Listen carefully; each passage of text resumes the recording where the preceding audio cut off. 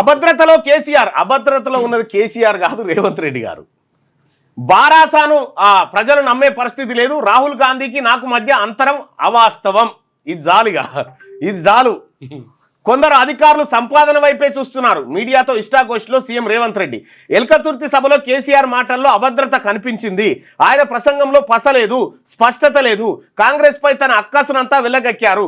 కేసీఆర్ ఏం చేసినా బరాసాను ప్రజలు నమ్మే పరిస్థితి లేదు.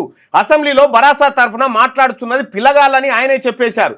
మరి వారిని ఎందుకు అసెంబ్లీకి పంపిస్తున్నారు అని ముఖ్యమంత్రి రేవంత్ రెడ్డి విమర్శించారు. కాంగ్రెస్ సీనియర్ నేత బీసీల ద్రోహి జానారెడ్డి ఇంటి వద్ద సోమవారం సీఎం రేవంత్ మీడియాతో ఇష్టాగోష్ఠిగా మాట్లాడినటువంటి సందర్భం. ఏమైంది అట్లా రాసిరా అంటున్నా, ఏమని? బీసీల ద్రోహి మరి నిరూపించాను. ఒకటి అక్కడ ఒక బుక్ ఉంది నా టేబుల్ మీద, తీసుకురా. జానారెడ్డి బీసీల ద్రోహి అని నేను నిరూపించాలి కదా. ఇప్పుడు చెలకుర్తి నియోజకవర్గం అని ఉండే. చెలకుర్తి నియోజకవర్గంలో నాగార్జున సాగర్ కంటే ముందు చెలకుర్తి నియోజకవర్గం ఉండే. ఈ చెలకుర్తి నియోజకవర్గంలో నిమ్మల రాములు గౌడ్ అని ఒక ఆయన ఉండే. నిమ్మల రాములు గౌడ్. నిమ్మల రాములు గౌడ్ ఇంట్లో ఆయన బెడ్ మీద అంటే ఈ జానారెడ్డి ఆ మూలకు ఆ చెప్పుల స్టాండ్ కాడ పణుకుంచోడు, కూసుండు కాదు, పణుకుంచోడు. ఇది ఈయన నిమ్మల రాములు గౌడ్ అని బీసీ బిడ్డ, చాలా మషూర్ మనిషి. ఎట్లా అంటే అసలు జానారెడ్డి కూడా ఇట్లా వంగాల్సిందే, అంత పెద్ద స్ట్రాంగ్ ఆయన. నిమ్మల రాములు గౌడు ఈయన గురించి చెప్పాలి. ఈయన గురించి చెప్తే అటు వస్తాం.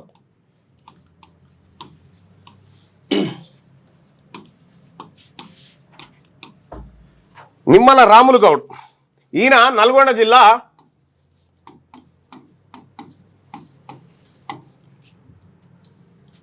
నకరేకల్ మండలం తాటికల్ ఊర్లో పుట్టిండు. తాటికల్ గ్రామంలో పుట్టిండు. ఎప్పుడు?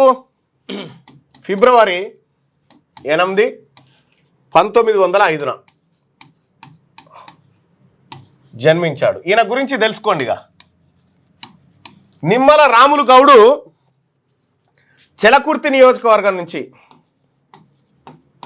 ఇప్పుడు నాగార్జున సాగర్ నియోజకవర్గం 1967లో ఇండిపెండెంట్గా గెలిచిండు. ఓకే.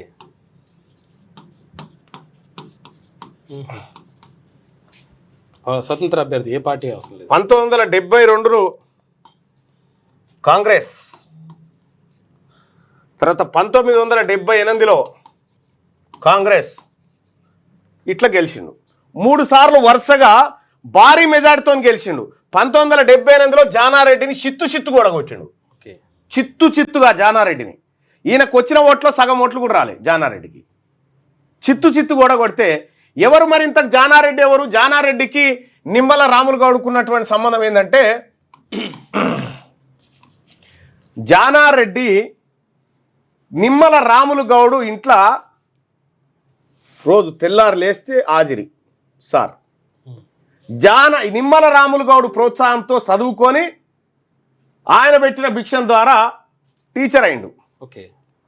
టీచర్ అయిన తర్వాత నిమ్మల రాములు గౌడు కుటుంబంలో కలహాలు సృష్టించాడు. కలహాలు సృష్టించి ఆఖరికి ఏం చేసిండు? నిమ్మల రాములు గౌడు మీదనే పోటీ చేసిండు. పోటీ చేసి ఆయన సీటు గుంజుకోవాలని ప్రయత్నం చేసిండు. చిత్తు కూడా కొట్టిరు.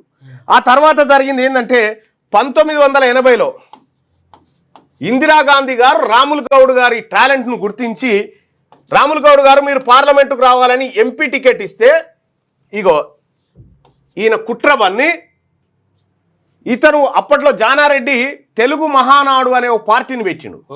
ఓ పార్టీని పెట్టి ఎన్టీ రామారావుతో విభేదించి ఓ పార్టీని పెట్టి ఆ పార్టీని తీసుకుపోయి నేను కాంగ్రెస్లో కలుపుతా, ఈ సీటు మావనికి అని రెడ్డి ఆయనకి ఇప్పించాడు. జే దామోదర్ రెడ్డి ఆయన పేరు ఏదో ఉంది, జే దామోదర్ రెడ్డి అనేట ఆయనకి ఇప్పించాడు. రాములు గౌడ్ టికెట్ ఇక్కడ కట్ చేసిండు. ఇట్లా కట్ చేసిన తర్వాత కాసు బ్రహ్మానంద, నిమ్మల రాములు గౌడ్ ఎంత మంచోడో చూడు. కాసు బ్రహ్మానంద రెడ్డి సీఎం ఉండే. కాసు బ్రహ్మానందరెడ్డి సీఎం ఉంటే నిమ్మల రాములు గౌడు సీనియర్ కాంగ్రెస్ లీడర్ అని చెప్పి మంత్రి పదవి తీసుకోమని ఆహ్వానించిండు ఆయనని. ఓకే, మంత్రి పదవి తీసుకోమని నిమ్మల రాములు గౌడ్ను ఆహ్వానిస్తే జానారెడ్డి పుల్లేసి అసలు ఈయనకి ఇంగ్లీషే రాదు అని చెప్పి ఈయనకు మంత్రి పదవి రాకుండా చేసిండు. జానారెడ్డి రాకుండా చేసి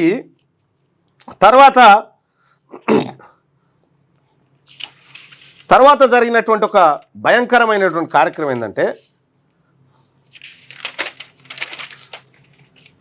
జానారెడ్డి ఈయనని నిమ్మల రాములను అసలు రాజకీయాలలోనే లేకుండా చేసే కుట్ర చేసిండు. చేసిన తర్వాత ఇప్పుడు నిమ్మల రాములు కోడలు నిమ్మల రాములు గౌడ్కు ముగ్గురు కొడుకులుండే.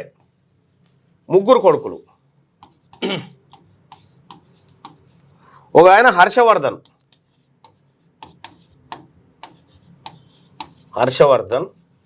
రెండో ఆయన నరేందర్, మూడో ఆయన కొండయ్య.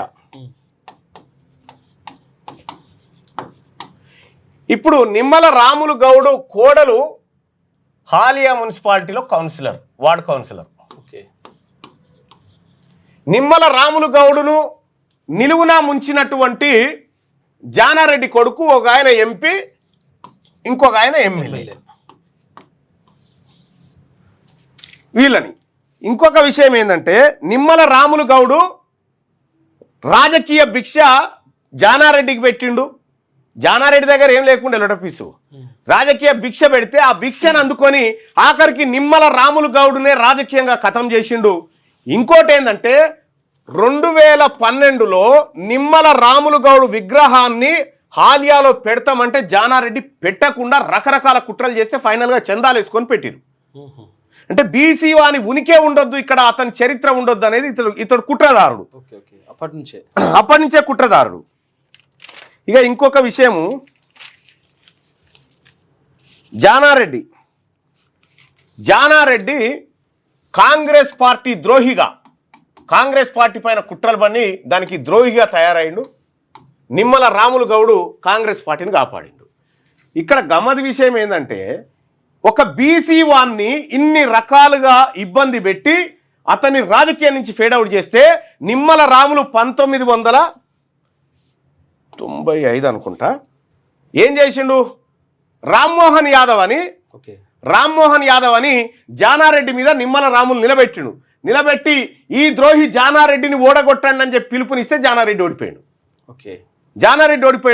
యాదవ్ గెలిచిండాడ, బడుగుల లింగయ్య యాదవ్ వాళ్ళ అల్లుడే అన్నాడు. ఈ యాదవ్ గెలిచిండు. ఇట్లా జానారెడ్డి ఈ బీసీలను అక్కడ అనగదొక్కడానికి చెయ్యని ప్రయత్నం లేదు, చెయ్యని కుట్రలు లేవు.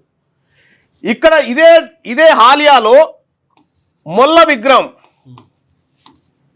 విగ్రహం పెడతా ఉంటే మొల్ల విగ్రహాన్ని జేసీబీలతో పెకిలించి తీసి బయట వారేపించిండు. బీసీల విగ్రహం పెడితే కవయిత్రి మొల్ల విగ్రహం పెడితే శాలివాహన. ఇప్పుడు చెప్పిన ద్రోహి ఇక కులగరణ దాకొద్దు, కులగరణ కాడ ద్రోహి గురించి.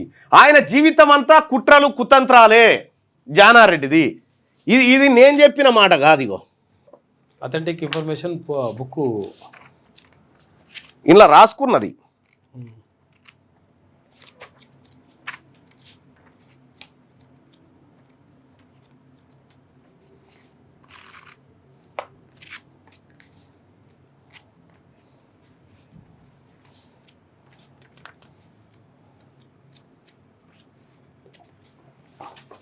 ఇగో కుందూరు జానారెడ్డి నిమ్మల రాములు కుటుంబంలో ఒక సభ్యుడిగా చదువుకొని టీచర్ ఉద్యోగం చేస్తూ వివాహం చేసుకొని అంచెలంచెగా ఎదగడానికి నిమ్మల రాములే కారణమని చెబుతారు.